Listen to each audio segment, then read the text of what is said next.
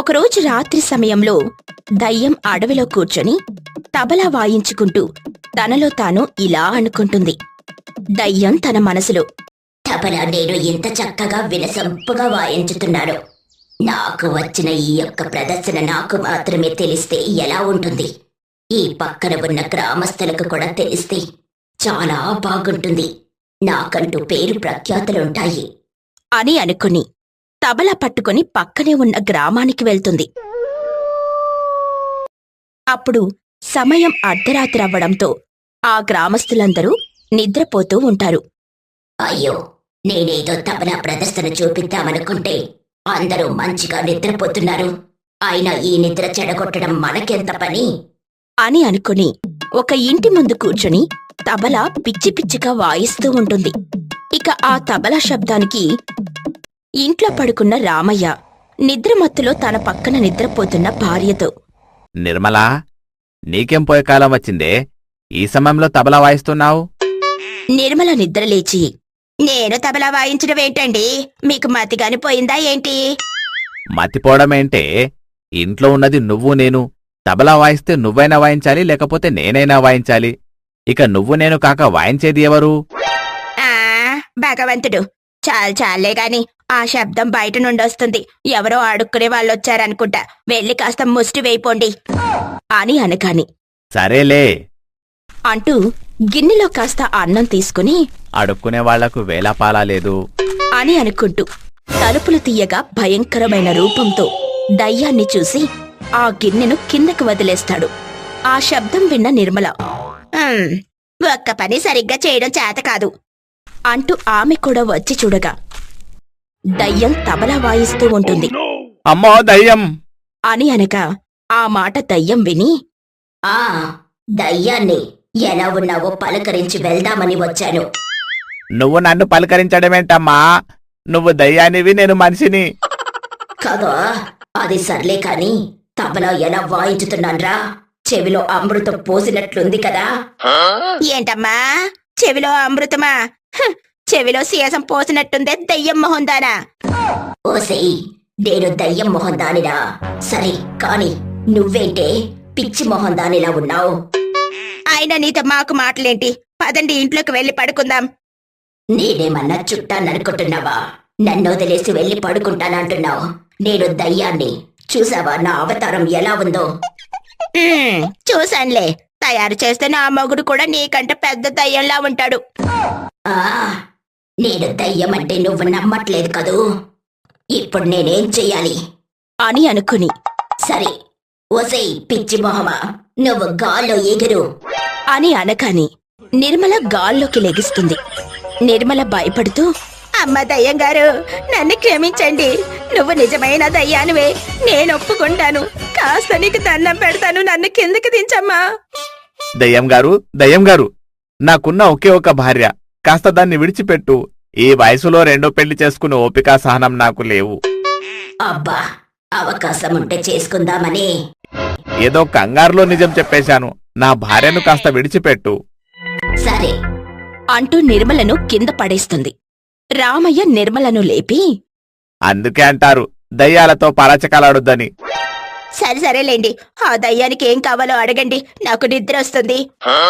దయ్యం గారు, ఈ సమయంలో మిమ్మల్ని నిద్రలేపడానికి గల కారణమేంటి? హా చెప్తా, కానీ నేను తబలా ఎలా వాయిస్తున్నాను? ఎంత మంచిగా వాయిస్తున్నావో!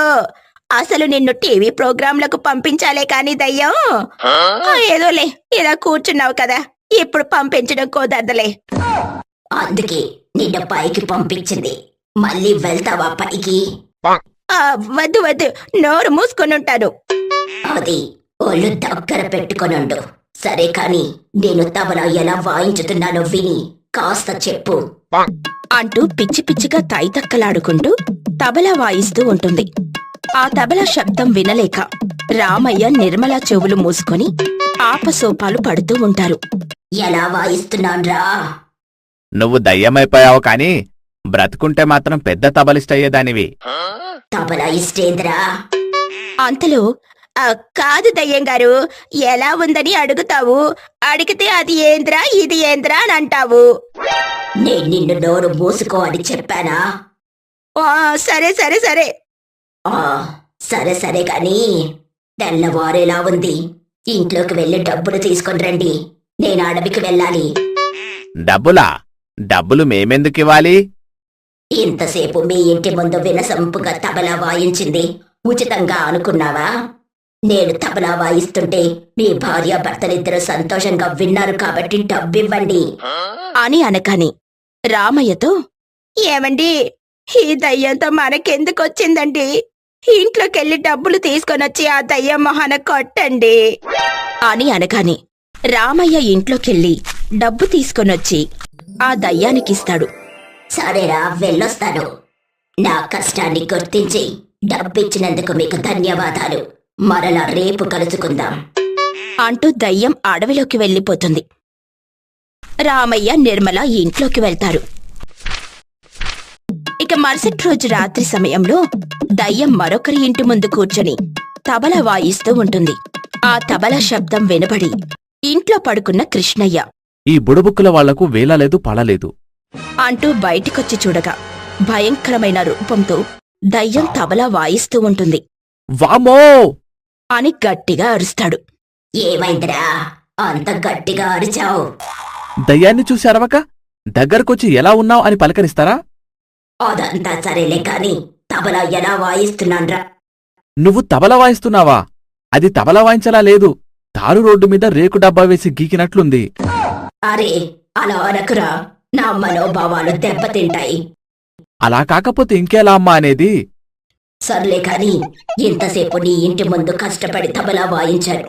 డబ్బివ్వు, అడవికి వెళ్ళాలి. డబ్బా? డబ్బు నా దగ్గరేడుంది? డబ్బు లేదు, ఏం లేదు. వెళ్ళిక్కడ్నించి. డబ్బు లేదు, ఏమీ లేదు అంటే వెళ్ళడానికి నేనేమైనా మనిషిని అనుకుంటున్నారా? నేను దయ్యాన్నిరా. నువ్వేం చెప్పక్కర్లేదులే, చూస్తేనే అర్థమవుతుంది నువ్వు దెయ్యానివి అని. కదా, అయితే ఇంట్లోకి వెళ్ళి డబ్బు తీసుకొనిరా. నాకు సమయం అవుతుంది, వెళ్ళాలి. అబ్బో, మేడం గారేదో ఉద్యోగం చేస్తున్నారనుకుంటా. సమయం అవుతుంది, వెళ్ళాలి అంటుంది. ఓరే, నన్ను విసిగించకుండా నీ చొక్కా జోబులో ఉన్న డబ్బు తీసి ఇవ్వరా. జేబులో డబ్బున్న విషయం నీకెలా తెలిసింది దయ్యం గారు?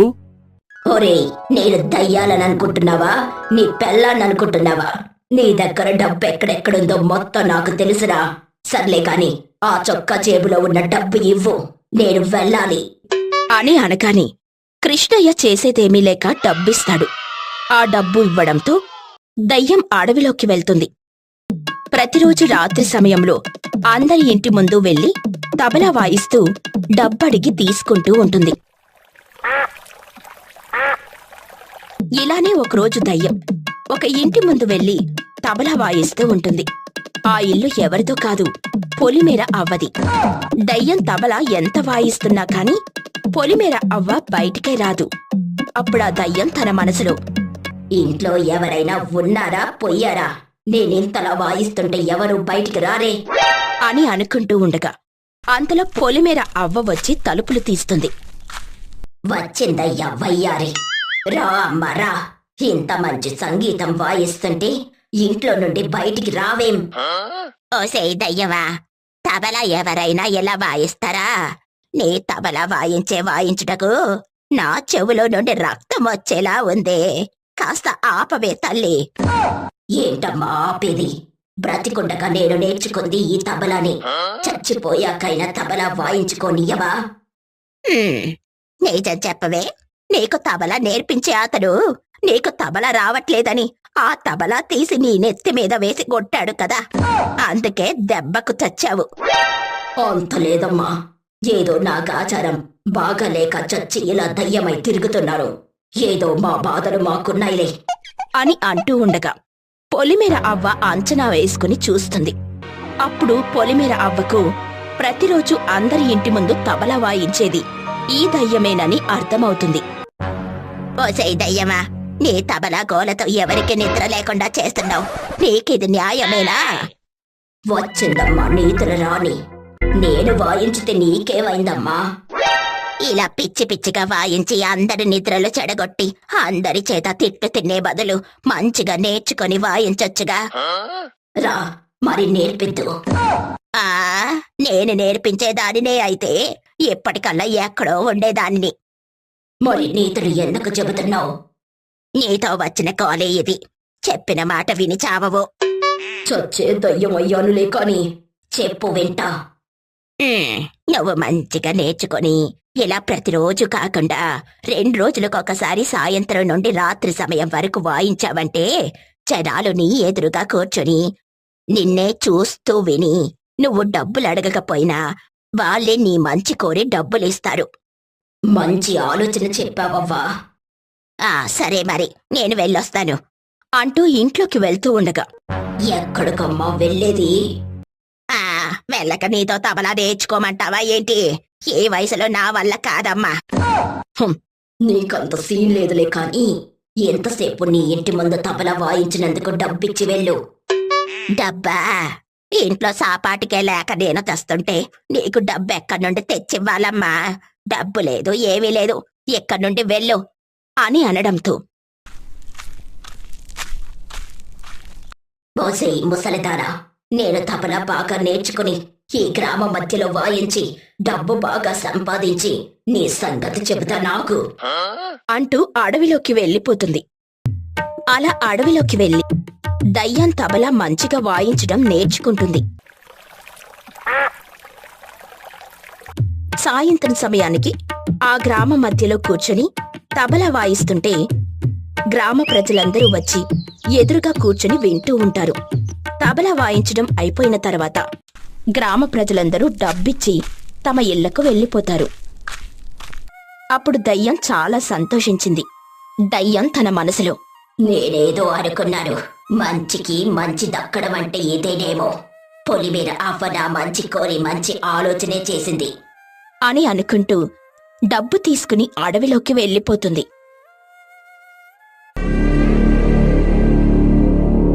మోతిపురం అనే గ్రామంలో మహేష్ రాధలకు ఇటీవల వివాహం జరగడంతో వీరు చాలా సంతోషంగా జీవనం సాగిస్తూ ఉంటారు. ఒకరోజు రాధ మహేష్తో ఇలా అంటుంది, ఏవండి, మనకి వివాహం జరిగితే పక్క గ్రామంలో ఉన్న అమ్మవారిని దర్శించుకుంటామని మొక్కుకున్నాను.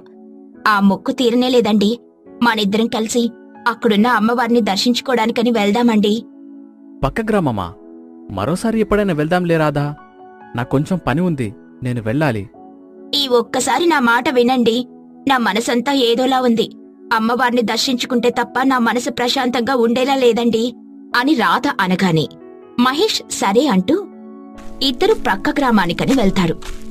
అక్కడ అమ్మవారిని దర్శించుకున్న తర్వాత ఇద్దరూ తిరిగి వస్తూ ఉండగా మహేష్ను ఎవరో వెనక నుండి తోసినట్టు అనిపించి కింద పడతాడు. అలా పడేసిన దయ్యం మహేష్ను చూసి, దయ్యం తన మనసులో, బావ బ్రతికుండగా నేనెలాగో నేను దక్కించుకోలేకపోయాను. చనిపోయిన కాబట్టి ఇప్పుడైనా నా ప్రేమని దక్కించుకుంటాను అని అనుకుంటుంది. అలా మహేష్ కింద పడడం చూసి, అయ్యో ఏమైందండి, ఏమైంది, కింద పడ్డారు అని రాధ అనగానే అదంతా గమనిస్తున్న దయ్యం వారికి కనిపించకుండా, బావా, నీకు పెళ్లి జరిగిందా? నువ్వు దానితో ఎలా సంతోషంగా ఉంటావో నేను చూస్తాను అని అనుకుంటుంది. కింద పడిన మహేష్ని చూసి రాధ పైకి లేపుతుంది. రాధ బాధపడుతూ ఉండగా, ఏం లేదు రాధా, వెనక నుండేదో తోసినట్లయింది, అందుకే ఇలా కింద పడ్డాను. సరే, ఇప్పుడేం కాదులే, పద ఇంటికెళ్దాం అంటూ ఇద్దరూ కలిసి ఇంటికెళ్తారు. వీళ్ళతో పాటు దయ్యం కూడా ఇంటికెళ్తుంది. తరువాత భోజనం పూర్తయినాక ఇద్దరూ నిద్రపోతూ ఉండగా వెనక నుండొచ్చి ఒక ఆత్మలాగా రమేష్ను గొంతు పట్టుకోవడంతో రమేష్కు ఊపిరాడక గట్టిగా అరచి కూర్చుంటాడు. ఆ అరవడంతో రాధ నిద్రలేచి, ఏవైందండి, ఎందుకలా అరుస్తున్నారు? ఏదైనా కల వచ్చిందా? ఎవరో వచ్చి గొంతు పట్టుకున్నట్లు అనిపించింది. మీకేదో పీడకలు వచ్చినట్లుంది. మంచినీళ్లు తాగి పడుకోండి. నీళ్ళిచ్చాక మహేష్ తాగడంతో మళ్ళీ పడుకుంటారు. వీళ్ళు పడుకున్నది చూసి దయ్యం మళ్ళీ వచ్చి మహేష్ గొంతు పట్టుకుంటుంది. మహేష్కి ఊపిరాడక అరుస్తూ ఉండడంతో రాధకు మెలకు వచ్చి చూడగా మహేష్ గుండెల మీద దయ్యం కూర్చుని గొంతు పిసుకుతూ ఉండడంతో రాధ ఆ దయ్యాన్ని నెట్టివేస్తుంది. రాధ అలా నెట్టివేయడంతో దయ్యానికి కోపమొచ్చి, నన్నే నెట్టేస్తావా? నిన్నిప్పుడు చంపేస్తాను అంటూ పక్కనున్న కుండను విసురుతుంది రాధకు. రాధ పక్కకు తప్పించుకోవడంతో అది గోడకు తగిలి పగిలిపోతుంది. భయంతో మహేష్, అసలు అసలు నువ్వెవరు? నీకేం కావాలి? మమ్మల్ని ఎందుకు చంపుదామనుకుంటున్నావు? అని రాధ మహేష్లు అడగ్గా, నేనెవరో నీకు తెలియదా అంటూ దయ్యం కాస్త అమల రూపంలోకి మారుతుంది. అది చూసి మహేష్, అమలా, నువ్వా? అవునరా నేనే. అలా అనడం చూసి రాధకు ఏమీ అర్థం కాక, ఏవండి, నీకీ దయ్యం ముందే తెలుసా? తను ఎవరో కాదు, నా మేనమామ వాళ్ళ అమ్మాయి. ఎందుకిలా మారిందో నాకేం అర్థం కావడం లేదు. అయినా నువ్వెప్పుడు చనిపోయావు అమలా? నేను నిన్ను ప్రేమిస్తున్నానని చెబితే నీకు నేను ఇష్టం లేదని చెప్పావు. ఆ బాధలో నేను ఉరివేసుకుని చనిపోయాను. నీకోసం వెతుకుతూ పిచ్చిదానిలా దయ్యంగా మారి తిరుగుతున్నాను. నిన్న నువ్వు పక్క గ్రామంలో గుడి దగ్గరకొచ్చావు. అప్పుడు నిన్ను చూశాను. ఎలాగైనా నిన్ను చంపి నా వశం చేసుకోవాలని ఇప్పుడు నీ దగ్గరకొచ్చాను. ఆ మాటలు వినగానే రాధకి కోపం వచ్చి, అప్పుడు నీ బావ అయ్యుండొచ్చు, ఇప్పుడు నా భర్తను నా నుండి దూరం చేయడానికి నీకు ఎటువంటి అధికారం లేదు. అధికారం లేదా? అసలు నీ భర్తను బ్రతకనిస్తే కదే నీకు అధికారం రావడానికి అంటూ మళ్లీ దయ్యంగా మారి ఇద్దరినీ చంపుతూ ఉండగా సూర్యుడు ఉదయించడంతో అక్కడ్నుండి దయ్యం వెళ్ళిపోతుంది. దయ్యం వెళ్ళిపోగానే రాధ మహేష్తో ఇలా అంటుంది, ఏవండి, రాత్రి సమయమైతే ఆ దయ్యం మళ్ళీ రావచ్చు. దీనికి ఒకే ఒక మార్గం. రామాపురంలో పొలిమేర అవ్వ ఉంది. ఆమె ఎటువంటి పిశాచాలనైనా పట్టి బంధిస్తుంది. వెంటనే అవ్వకి నేను ఫోన్ చేసి జరిగిన విషయమంతా చెప్పి ఇక్కడికి రమ్మంటాను అని అనగానే, రాధా, వెంటనే ఆ పొలిమేరవ్వకు ఫోన్ చేయి అని అనగానే రాధ ఫోన్ చేస్తుంది. అవ్వ నమస్కారం. చెప్పండి, ఎవరు? అవ్వ, నా పేరు రాధ. మాది మోతీపురం అనే గ్రామం. కొన్ని రోజుల క్రితం నాకు వివాహం జరిగింది. అయితే నా భర్తను ప్రేమించిన అమ్మాయి నా భర్త పెళ్లికి నిరాకరించడంతో ఊరేసుకుని చనిపోయింది. ఆ అమ్మాయి ఇప్పుడు దయ్యంగా మారి నా భర్తను చంపడానికని మా ఇంటికొచ్చి రాత్రిపూట భయపెడుతుంది. కాస్త నీవిక్కడికొచ్చి ఆ దయ్యాన్ని పట్టుకోవాలి అని ఏడుస్తూ ఉంటుంది. ఆ మాటను విని, అమ్మా రాధా, నువ్వేం బాధపడకు. నేను నా కొడుకు విశ్వనాథుడు ఇద్దరం కలిసి వస్తాం. ఆ దయ్యమంత చూస్తాం.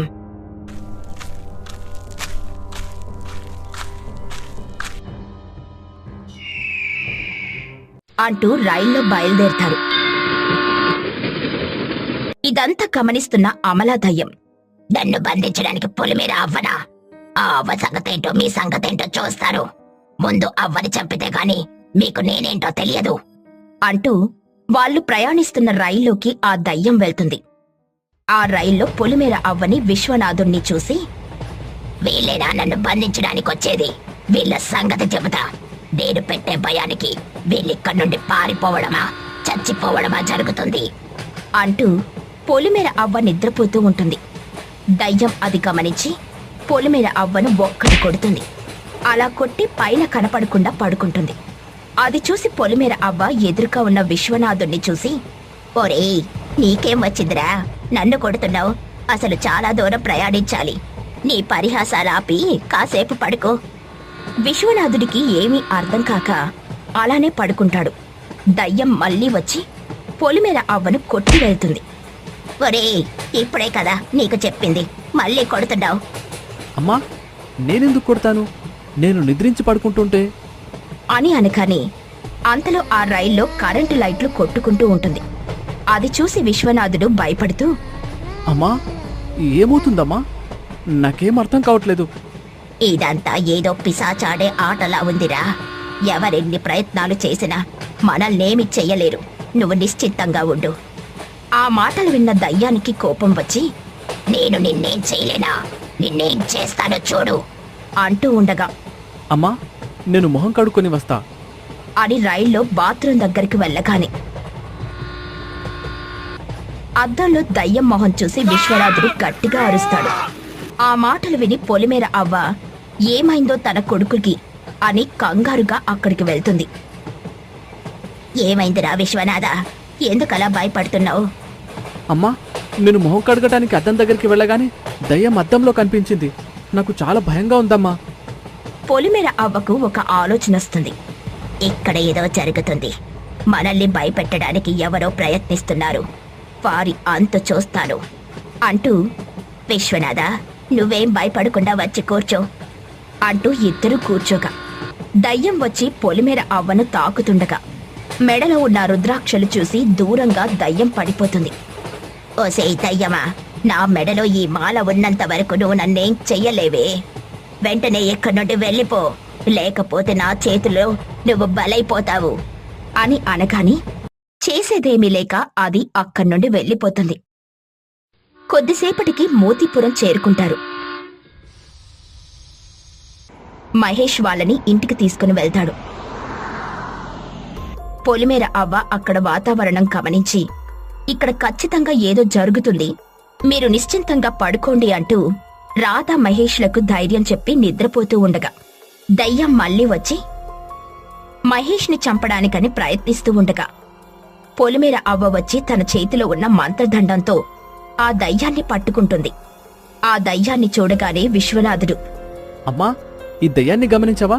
మనం రైల్లో వస్తుంటే మనల్ని భయపెట్టి ఇబ్బంది పెట్టిందే ఈ దయ్యమే. అంటే ఇప్పుడు అర్థమైందిరా, మనం వీళ్లకు సహాయం చేయడానికి వస్తున్నాం కదా, మనల్ని దారి మళ్లించడానికి ఈ దయ్యం ఎలా చేసింది. మన చేతిలో ఈ దయ్యం తప్పించుకోవడం అసంభవం అంటూ దయ్యాన్ని తీసుకుని వెళ్తూ ఉండగా రాధా మహేష్లు పొలిమేర అవ్వకు కృతజ్ఞతలు చెప్పుకుంటారు. ఇక అక్కడ్నుండి ఆ దయ్యాన్ని తీసుకుని వెళ్లి మంటల్లో కాల్చేస్తుంది. ఆ దయ్యం గోల తప్పుతుంది.